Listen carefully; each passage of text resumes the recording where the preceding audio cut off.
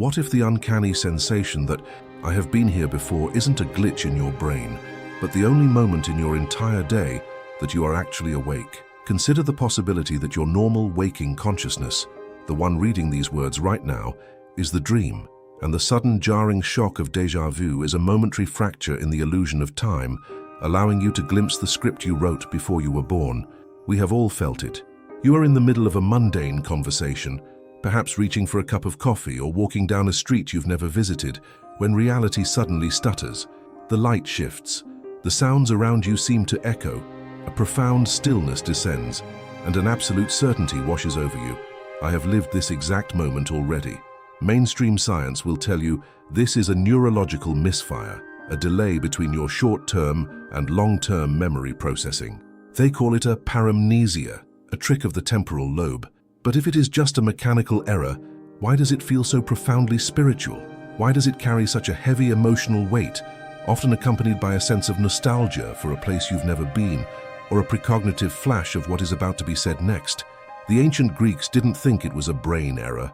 They called it anamnesis, the soul's capacity to remember truth from a realm beyond Earth. Quantum physicists looking at the nature of time are beginning to suspect that the past, present, and future are existing simultaneously, stacked like frames in a film reel. In this investigation, we are going to dismantle the linear view of your life. We will explore the frightening possibility that you are living your life on a loop, as suggested by the Stoics and Nietzsche. We will examine the checkpoint theory, which suggests déjà vu is a marker that you are exactly where you are supposed to be. And we will look at the terrifying implication that your future self is currently trying to communicate with you through these rips in the fabric of the present. So if time is not a straight line but a circle or a spiral, the question isn't why does this feel familiar? The real question is, how many times have we had this conversation before, and what are you trying to tell yourself this time? Think of your consciousness not as a generator of reality, but as a reducing valve. The human brain is a biological machine designed for survival, not for truth.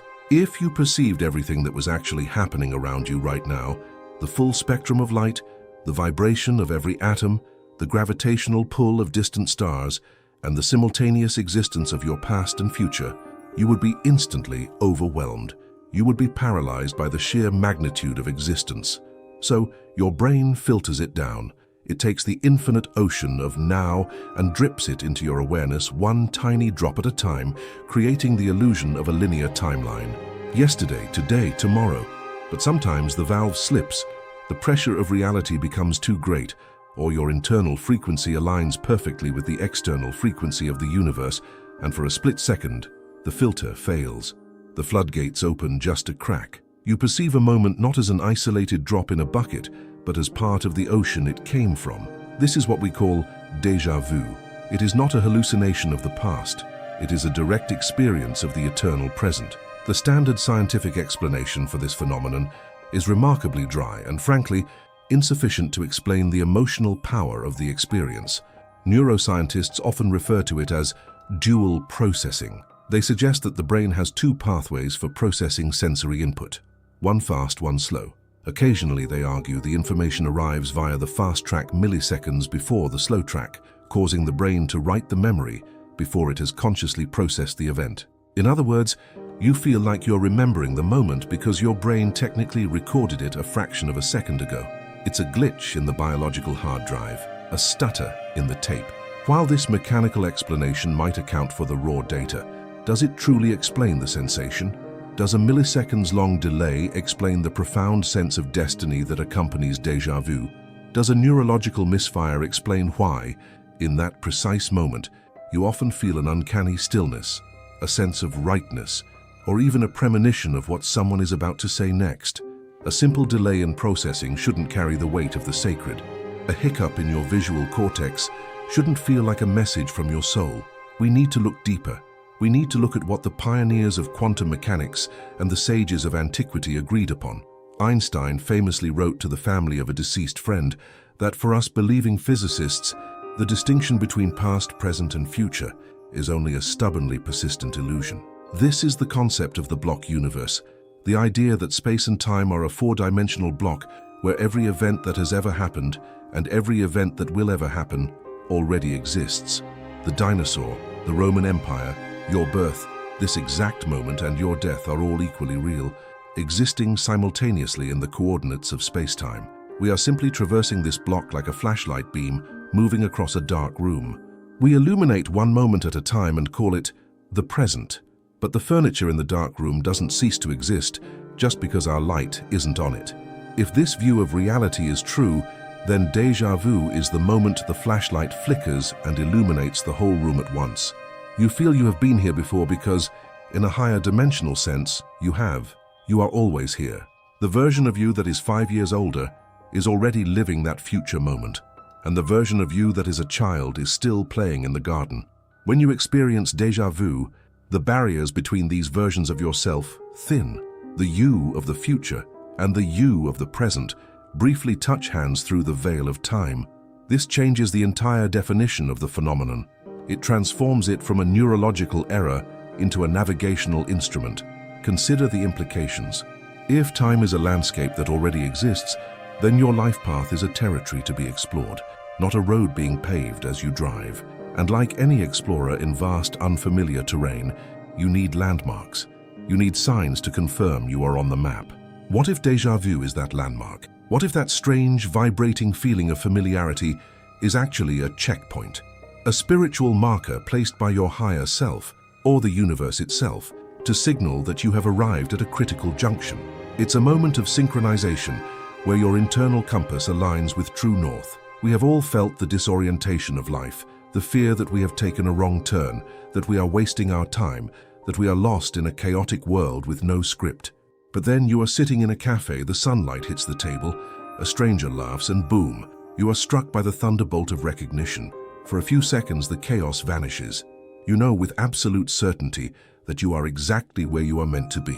But there is a darker, more complex possibility we must also confront. If we have been here before, does that mean we are trapped? Are we walking a path we have walked 1,000 times? Is déjà vu a sign of alignment, or is it a symptom of a time loop? The Stoics believed in the eternal return, that the universe is born and destroyed in infinite cycles, and we live this same life over and over again. Nietzsche called this the heaviest burden and the greatest affirmation of life. If this is true, déjà vu is a bleed-through from a previous cycle. It is a memory not from this life, but from the last time you played this level of the game.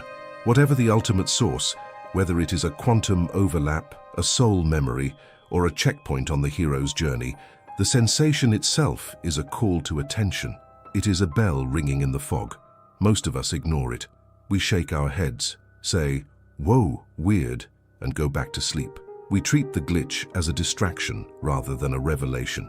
But what happens if we stop ignoring it? What happens if we treat déjà vu as a valid form of perception, as real as sight or sound? There are specific types of déjà vu, distinct patterns that have been categorized by researchers of consciousness and mystics alike. They are not all the same. Some are warnings, some are confirmations, some are windows into parallel lives that you almost lived but didn't. To understand what the universe is telling you, you have to learn the language. You have to be able to distinguish between a simple memory error and a profound glimpse into the architecture of your destiny. Let's decode the signal. Let us step into the labyrinth. If we accept that the sensation of already seen is a valid signal rather than a biological noise, we must ask, what is the signal trying to convey? Through the ages, the answers have coalesced into 5 distinct theories. These are not mutually exclusive. They are different facets of the same impossible diamond, different languages describing the same silence. We begin with the most ancient and perhaps the most comforting interpretation, one that was whispered in the mystery schools of Greece and written into the dialogues of Plato. This is the theory of anamnesis, or the soul's landmark. Imagine for a moment that your life is not a random improvisation. Imagine that before you took your first breath, before you had a name, a body, or a history, you existed in a state of pure potentiality. The Greeks believed that the soul is eternal and possesses absolute knowledge, but the trauma of birth, the descent into matter, causes a profound amnesia. We drink from the river Lethe, the river of forgetfulness, to bear the weight of a human life. In this view, we do not learn anything new on earth. We only remember what we have forgotten. Plato argues in his dialogue Meno that all learning is simply recollection. When you solve a mathematical problem or recognize a profound truth, the thrill you feel is the shock of recognition. You are not discovering, you are retrieving. So, what is déjà vu in this context? It is a crack in the amnesia. It is the moment when the specific sensory details of the physical world, the smell of rain, the angle of light, the specific cadence of a voice, align perfectly with the blueprint your soul studied before it came here. Think of it as a pre-agreed checkpoint. Perhaps before you were born, you sat with your guides or your soul family, or simply with your own higher wisdom, and you mapped out the key junctions of your life. You said, when I reach the moment of great loss, or the moment of meeting my partner, or the moment I must choose between fear and love, I will place a marker there. Déjà vu is you walking past that marker. It is a reassurance from the deep self to the surface self. It says, do not be afraid, you are not lost. You have walked this map before, and you are exactly where you intended to be. This perspective transforms the eerie feeling into a profound comfort. It suggests that even in your darkest confusion, there is a part of you that knows the way. The practical application here is simple but radical. When the feeling hits, stop, breathe, acknowledge the checkpoint. Instead of shaking your head to clear the dizziness, lean into it. Say to yourself, I recognize this. It is an act of trust in your own destiny. But there is a second interpretation, one that moves from the comforting halls of Greek philosophy to the strange, vibrating strings of modern physics. This is the theory of the quantum resonance, or the multiverse bleed-through. In 1957, physicist Hugh Everett III proposed the many worlds interpretation of quantum mechanics. It suggests that every time a quantum event has more than one possible outcome, all of them happen. Reality splits. In one universe, you took the job in New York. In another, you stayed in London. In one, you turned left. In another, you turned right. These universes branch out infinitely, creating a vast tree of possibilities. Usually, these branches are separate, unaware of each other. But theoretical physicists and consciousness researchers have long speculated about what happens when two branches remain very close together. What happens when the you in this reality and the you in a parallel reality are doing almost exactly the same thing at the same moment? Déjà vu might be the resonance between these two frequencies. Picture two radios tuned to stations that are right next to each other on the dial. Sometimes the signal bleeds over. You hear a ghost of a song from the other station. If you are walking down a street in this reality, and your parallel self is walking down that same street in a universe that is 99% identical, the barrier thins. You feel the echo of their experience. You feel you have been here before because you are here, right now, just a millimeter away in the hyperspace of probability. This explains why déjà vu is often accompanied by a sense of unreality or dreaminess. You are momentarily straddling two timelines. It also explains why it often happens during mundane moments, walking, sitting, eating. These are the moments where the timelines are most likely to overlap before a major decision splits them apart again. If this is true, déjà vu is a reminder of your own multidimensionality. It is a signal that reality is not solid, but fluid. The practice here is one of expansion. When you feel the bleed-through, ask yourself, what other choices are vibrating around me right now? It is a moment to realize that the life you are living is just one of many, and therefore, you should hold it lightly. The heaviness of your problems is diluted by the infinite possibilities of your other selves. Now we must descend into a deeper, perhaps more challenging cavern of thought. We leave the comfort of the soul's plan and the curiosity of the multiverse to face the theory of the eternal return. This is the territory of the Stoics, of Nietzsche, and of the ancient Ouroboros symbol, the snake eating its own tail. What if time is not a straight line and not a branching tree but a circle? Friedrich Nietzsche called this the heaviest weight. He asked, what if some day or night a demon were to steal after you into your loneliest loneliness and say to you, this life as you now live it and have lived it, you will have to live once more and innumerable times more. In this cosmology, the universe expands, collapses, and repeats, playing the same song over and over for eternity. Every tear you have shed, every laugh, every mistake, every triumph, you have done it all an infinite number of times before, and you will do it an infinite number of times again. In this terrifying and majestic model, déjà vu is literal memory. It is not a glitch, it is the only moment of true lucidity. For a second, the anesthesia of the current cycle wears off, and you remember the last cycle. You remember this room. You remember this conversation. You remember this sunlight. because it has happened billions of times. This sounds like a prison, but the Stoics and Nietzsche saw it as the ultimate test of affirmation. If you have to live this moment forever, how would you act?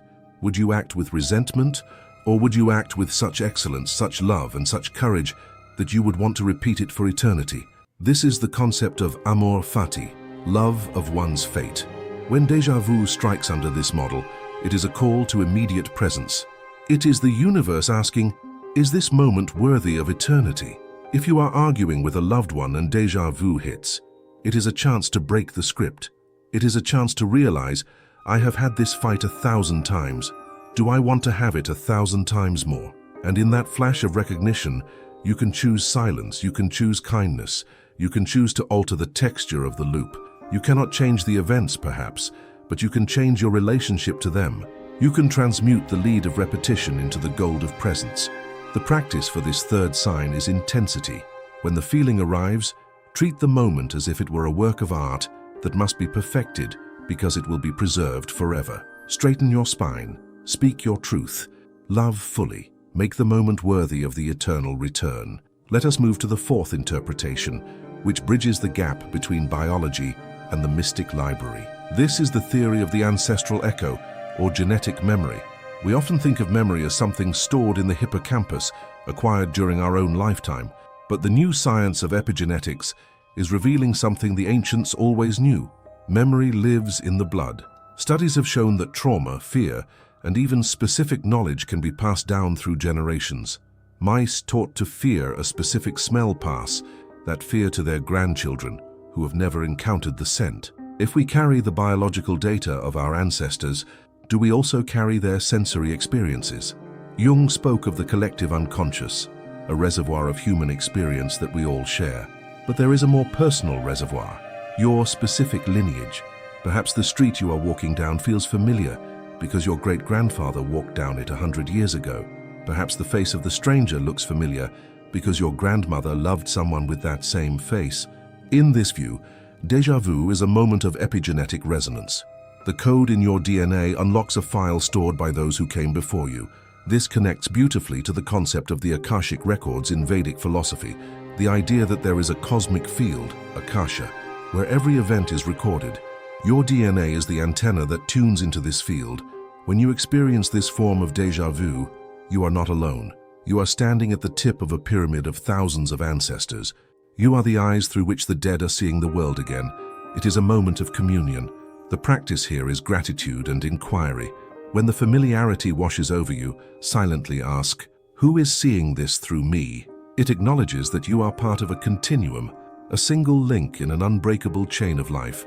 It dissolves the ego's isolation and replaces it with a sense of deep belonging to the stream of life. Finally, we arrive at the fifth and perhaps most mysterious category, often confused with déjà vu but distinct in its mechanics. This is déjà rêvé, already dreamed. How many times have you woken up from a dream only for the memory of it to fade within seconds? The dream is gone, but the impression remains in the subconscious. Then, 3 days, 3 months, or 3 years later, the physical event happens. You walk into the room, and the scene is identical to the lost dream.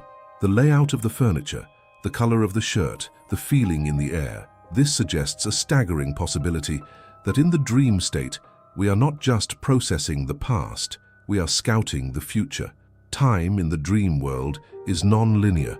The Aboriginal cultures of Australia speak of the dream time as a place that exists outside of time, where the past, present, and future are all happening at once. When we sleep, we enter this realm. We might witness our own future timelines. When the physical event catches up to the dream event, the click happens. We call it déjà vu, but it is actually a confirmation of prophecy. It proves that a part of you is unbound by chronological time. A part of you is a time traveler who scouts the terrain ahead and reports back in symbols and metaphors during the night. This perspective invites us to take our sleep seriously. It suggests that we are not passive when we sleep. We are active explorers. The feeling of "I have been here before" is literally true. You were here last night in your astral body or in your mental projection. The actionable wisdom here is the dream journal. By recording your dreams immediately upon waking, even the fragments, you begin to build a bridge between the two worlds. You might find, as many have, that you write down a scene on Tuesday, that plays out in reality on Friday. When you catch this happening, it shatters the materialist worldview that consciousness is trapped in the skull. It proves that you are vast. These 5 pillars, the soul's landmark, the multiverse bleed-through, the eternal return, the ancestral echo, and the prophetic dream, form a catalogue of possibilities. Notice that none of them require you to believe in them blindly. They are models, they are lenses. You can try them on. The next time the atmosphere shifts and the silence descends, and you feel that ancient recognition, you don't have to dismiss it as a firing neuron. You can choose your lens. Is this a checkpoint? Is this a parallel self? Is this a memory of the eternal loop? Is this my ancestors speaking? Is this a dream manifested? By asking the question, you change the experience. You move from being a passive victim of a brain glitch to being an active participant in a mystery. You transform the phenomenon from a confusion into a sacrament.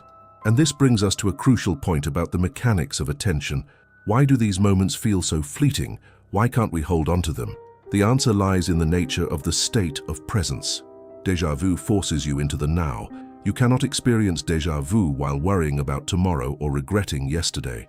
The sensation is the sensation of the now. But our egos are terrified of the now. The now is where the ego dissolves. The now is where the infinite enters. So the ego quickly rushes in to label the experience, to categorize it, to explain it away, to make a joke about it. Whoa, glitch in the matrix. So it can return to the safe, linear narrative of time. To extend the experience, to truly harvest the wisdom of the echo, you must learn to withstand the intensity of the present moment without grasping for a label. The mystics call this the witness. When the event happens, simply watch. Don't judge. Don't analyze. Feel the vibration in your body. Feel the suspension of time. The longer you can hold that space without collapsing it with words, the more information can flow through. You might receive an intuition about what to do next. You might receive a sudden clarity about a problem that has been plaguing you. You might just feel a wave of unconditional love. This is the hidden purpose of the phenomenon. It is not just to tell you, you have been here before. It is to stop the machine of the mind long enough for your soul to get a word in edgewise. We have explored the what and the how. We have looked at the maps provided by Plato, by quantum mechanics, by Nietzsche. But all these maps point to a central glowing X. They all converge on a single devastating implication about the nature of reality itself. If the past is not dead, and the future is not waiting to be born, and everything is happening in a single, shimmering, eternal instant, then who are you?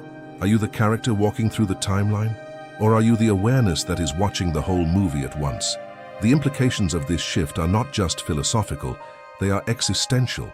They change how we grieve, how we hope, and how we die. If déjà vu is the window, what is the landscape on the other side? Let us prepare to look through the glass. We have traveled through the neurological glitches, the quantum resonances, the ancestral echoes, and the terrifying beauty of the eternal return. We have dissected the feeling of already seen as a checkpoint, a warning, and a promise. But now, we must face the ultimate implication of all these theories combined.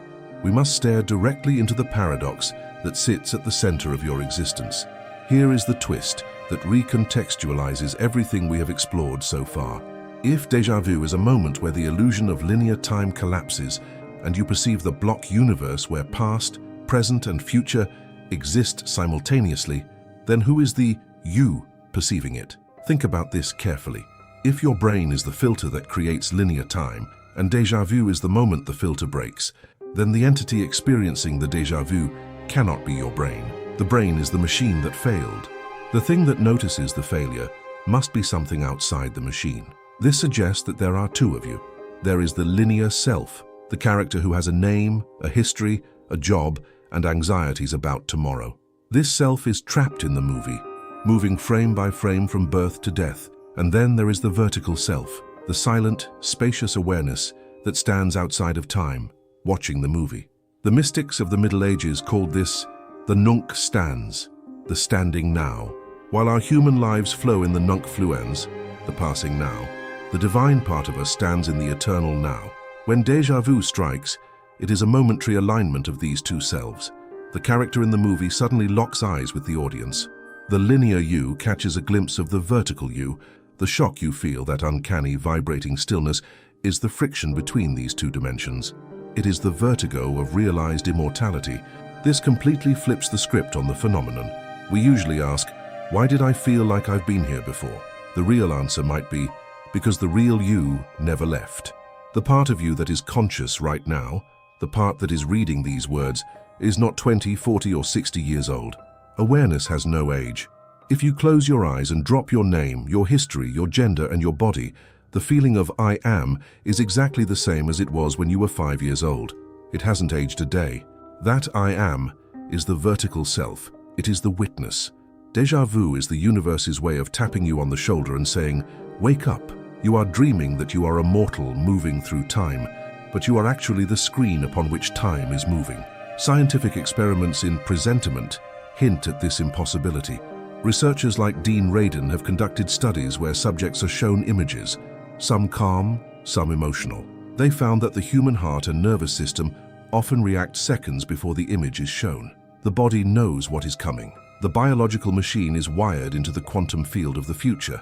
If your body knows the future, and your vertical self is watching from outside of time, then déjà vu is simply the moment your conscious mind finally catches up to the reality of your situation. You are not improvising a life, you are remembering a masterpiece. This leads us to the terrifying and liberating responsibility of the implications. If this is true, if your life is a completed artwork existing in the space-time block and déjà vu is your occasional glimpse of the whole canvas, how does that change how you live on a Tuesday morning? It destroys the paralysis of regret and the anxiety of the unknown. If you are walking a path that has already been laid down, whether by your soul's contract, anamnesis, or by the physics of the block universe, then you cannot mess it up. You cannot miss your destiny any more than a train can miss the tracks it is running on. The mistakes, the wrong turns, the heartbreaks, they are all part of the itinerary. When you feel déjà vu during a difficult moment, perhaps during a breakup, a failure, or a crisis, it is the most powerful comfort imaginable. It signifies that even this pain was accounted for. Even this moment of suffering is a checkpoint. It belongs here. It is structural. This realization allows you to move from resistance to acceptance. Instead of fighting the current of your life, asking, why is this happening to me? You can shift to the perspective of the vertical self and ask, how am I meant to experience this? It brings us back to Nietzsche's challenge, amor fati, love your fate. Not just bear it, not just tolerate it, but love it. When the feeling of the eternal return washes over you in a flash of déjà vu, it is an invitation to fully inhabit your life, to say yes to the script so completely that you become one with the role. If you knew that you would have to live this exact moment, this specific frustration, this specific joy, infinite times, you would stop sleepwalking through it. You would pay attention. You would look at the person across from you not as a distraction, but as an eternal companion in the loop of time. You would taste your coffee as if it were the only cup in the universe, because in that moment, it is. The implication is that meaning is not found in the outcome of your life. It is not found in the destination. It is found in the intensity of the performance. Déjà vu is the bell that rings to remind you. You are on stage. The lights are on. The audience is the universe. Play your part with absolute conviction. But there is one final layer, a mystery that remains even after we have peeled back the neurology, the quantum physics, and the philosophy. We have spoken of the vertical self, the witness, the soul. But where is it? The ancient Gnostics believed that we are trapped in a construct, a labyrinth of matter, and that moments of high strangeness, like déjà vu, synchronicity, and lucid dreaming, are signals from the true reality trying to break in. They called these signals calls from the pleroma. If we accept the simulation hypothesis that is popular in modern Silicon Valley, that our reality is a coded construct, then déjà vu is literally a processing lag. It is the moment the rendering engine stutters because the server is loading a new chunk of destiny. Whether you prefer the Gnostic spiritual prison model or the tech simulation model, the conclusion is identical. The world you see is not the base reality. It is a projection. And you are not the projection, you are the projector. So here is the final question, the one that you will carry with you long after the screen goes dark. If you are the eternal witness, and your life is a holodeck program designed to teach you, to test you, or simply to let you experience the sensation of time, what happens when the program ends? Perhaps death is not the screen going black. Perhaps death is simply the moment the déjà vu becomes permanent. The moment the filter is removed completely, and you remember not just one scene but the entire movie. You remember where you came from. You remember why you chose this specific avatar, with these specific flaws and these specific talents. And maybe, just maybe, when you are standing in that absolute clarity, reviewing the life you just lived, you will decide to insert a coin and play again. You will choose to forget who you are. You will choose to dive back into the river of Lethe. You will choose to be born, to struggle, to love and to forget, just so you can have the thrill of remembering it all over again, in a sudden, shocking flash on a random afternoon. So the next time the world stops, the sound fades, and you feel that electric shiver of "I have been here before." Eddie, don't shake it off. Don't fear it. Smile, because for 1 second, you are awake. You have caught the universe winking at you. You have found the glitch that proves you are free. The hunt for the true nature of your reality doesn't end here. In fact, if you really pay attention, you might realize we have had this conversation before. If you want to continue exploring the architecture of the invisible, consider subscribing. We are mapping the labyrinth together, one glitch at a time, until we meet again, or until we remember that we never really parted. The hunt continues.